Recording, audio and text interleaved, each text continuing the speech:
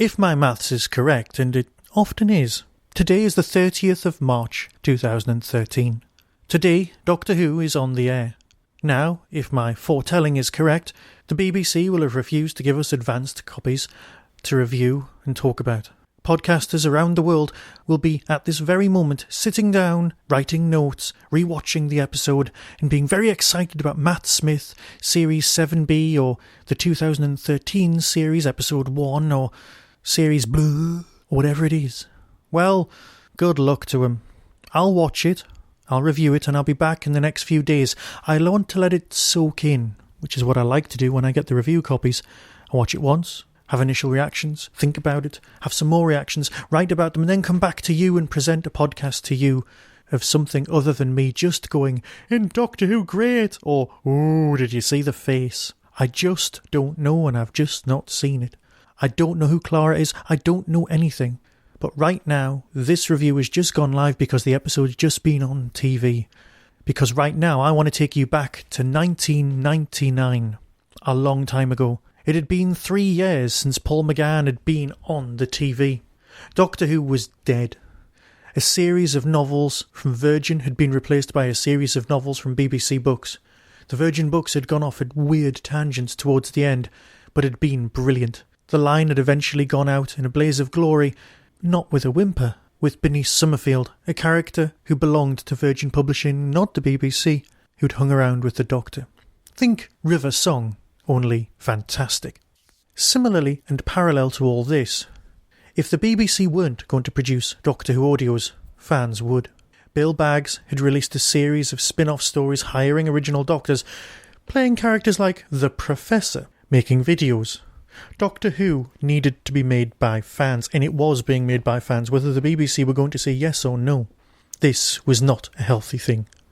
You see, in order to get permission to make proper Doctor Who, you have to have a track record. In order to have the track record, you kind of needed permission to make Doctor Who.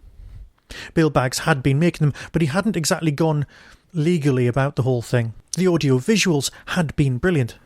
Nick Briggs and his friends had all produced some stunning work. Gary Russell was in there. Hell, it's Doctor Who fandom. In the 90s, Gary Russell was everywhere. The guy lived for it. Jason Haig Ellery, a name whose we will be coming back to at some point, was fairly well off, and was also a friend of Nick Briggs. He had a family company he was going to inherit, but he was also a massive Doctor Who fan. He loved audio drama, and that was good, because one thing you always need in this situation is financial backing. Nick Briggs may have the talent, Gary Russell may have the foresight, but Jason Haig Ellery had the cash. Jason also wanted to make films. He set up a company called Big Finish in order to produce stuff with the Sci-Fi Company. This shell company, this incorporated company, was set up in order to make films that never actually happened. Meeting after meeting took place, and nothing ever materialised, no pun intended. And so Big Finish, the company name, just went off and sat in a drawer. And then the idea came to them that they could produce audios of Bernice Summerfield. They approached Virgin completely legally, Paul Cannell completely legally, and said, "We want to make these stories." Jack Rayner was on board. Scripts began to materialise, again no pun intended. And these discs were particularly well made, and they were made for an audience that the BBC just had no experience of. An audience direct to fans. Yes, the BBC had tried something similar with Death Comes to Time and the like, but here there was something different. Eventually, after a lot of rigmarole, the licence gets granted. There's a big meeting. Now, in the enormous tome, The New Audio Adventures, The Inside Story by Benjamin Cook, covering the first 50 Doctor Who audios, it goes into great depth, and if you are interested in that sort of thing, That's where you'll find the background story. Basically, the rights are eventually given to Jason Hay-Gallery. He digs out his old Big Finish Productions name, and thus Big Finish Productions on audio CD are born. In July, we get the first ever story, The Sirens of Time, written by Nick Briggs. At the original meeting, it had been discussed who would write the first story and what the first story would be. At this first meeting, the room had people like Mark Gatiss and Paul Cannell, and Stephen Moffat in the room. You have to remember at this point, Stephen Moffat was not the showrunner. He was just a remarkably talented writer. They were all a little bit surprised to see that Nick was the one given the first script. Jason explained to everyone that in fact it was more to do with the fact that he wanted the first script to be more in-house, more controllable, and more safe. Because Nick could produce something and he could keep a secret, something that even to this day we're more than aware of. Nick's initial reaction was that the first story must contain Daleks. Jason hadn't actually shelled out the money to buy the rights to the Daleks at this point and didn't know even if they'd be able to get them. The next initial reaction was that it should be a multi-Doctor story. Now at this point, they were still thinking that Tom could be involved. All of the living Doctors. That would be Tom all the way through to Paul McGann. Paul Cannell's initial reaction is that the series should primarily only be from the 8th Doctor onwards. Jason's thoughts were more linked with that they should be surviving Doctors. Living Doctors, past Doctors. Doctors set for the fans, which is eventually what it became. Also, the original idea was to have one planet with multi-Doctors. The multi-Doctor story theme kept coming back, because it's a very first thing and you have to hit the ground running. It's not that you have to regenerate the entire programme or sell it to a new audience. The complete opposite of that. This is not Rose. This is not the TV movie. This is selling a product that people already want to people who already want it. They have expectations, they have standards, and giving them a multi-Doctor story to the sort of people who actually like the 3 Doctors and the 5 Doctors and know the background, well, that's going to be perfectly acceptable. A multi-Doctor story is going to get fans of the 5th, 6th and 7th Doctor in through the door. At this point, you must remember, the 6th Doctor had not been reinvented. He had not been magically converted into anything. The 6th Doctor was still the least favourite bloke in the ridiculous coat that we all had a bit of a dislike for. Some of us didn't know the true stories of why he'd left the series. Most of us didn't really care. We were young, we were naive, and we were most of all wrong. We didn't know Colin. We didn't know any of these people. We were all isolated. The internet itself was still, well, in its infancy, really. Most of us didn't have online connections. The idea of something like an iPod belonged in Star Trek The Next Generation. No.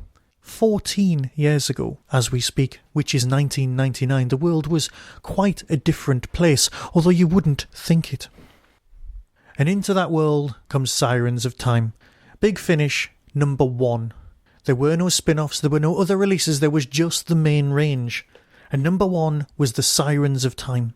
Once you've got the basic idea of a 2-disc storyline, you know, your standard 4-parter, which is what Doctor Who seems to do best, where you've got the beginning, the mystery, the second one, mystery deepens, third one, what's politely known as the padding, and the fourth one, the solution, gives you basic structure. Now, if you've got a multi-Doctor story and you want to give each Doctor an individual bit of business, it works out fairly easy. You go 5, 6, 7, or 7, 5, 6 in this particular order. Disc 1 starts with the 7th Doctor.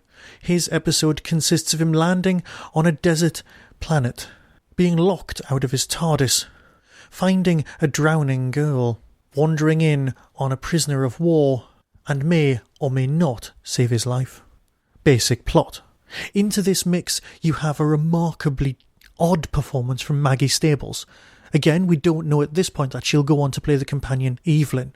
And again, all the best to her. I know she's not been in the best of health of late. Episode 2. The 5th Doctor. He is on board a submarine, a U-boat, about to sink the Lusitania. Again, locked out of his TARDIS. No other original companions are here. This is 3 Doctors and our 3rd Doctor. That story's set in the distant future, near a strange mystical rift, a creature in pain that has become a sightseer's paradise. All 3 events are linked with the changing of history. The changing of the history in these three areas has resulted in Gallifrey itself being under threat. Monumental threat runs through all of this. Beware the Sirens of time. The basic plot comes down to one set of creatures trying to survive and another set of creatures trying to survive as well. Strange warlike creatures are allowed to be given free rein over the universe, and eventually all three Doctors have to join up and have to save the day. And that is it. It's a fairly good introduction to a range. It's the sort of thing that would spark your interest. I did not have this story as my first introduction to Big Finish, and more about that when I come to the story in question. My friend Andy did buy this CD, and eventually he lent it to me, because I was reading the Doctor Who books at the time, and didn't have time or money to spend on these CDs. I didn't come to Big Finish for almost another year. So that's the beginning of our retrospective look at Big Finish. Come with me over a period of the next 4 years while we look at the entire range. So until next time, where I'll probably be talking about actual TV Doctor Who, be seeing you.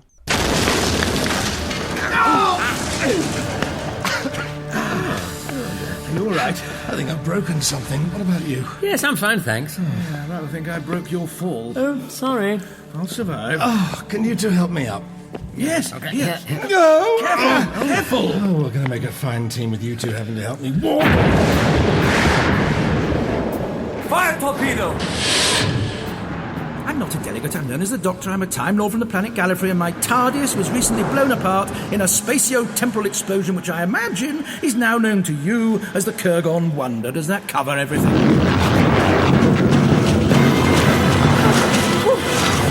That was a little too close for comfort. Oh my God! Listen, Doctor! There's another one coming in! Get down! The Time Lords really do want me dead. Destroy him!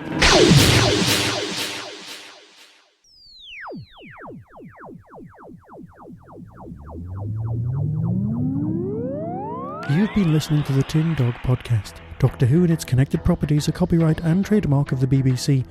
No infringement is intended.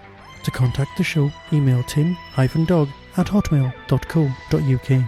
Whostrology, a Time Traveller's Almanac, is available through Telos Publishing or Amazon.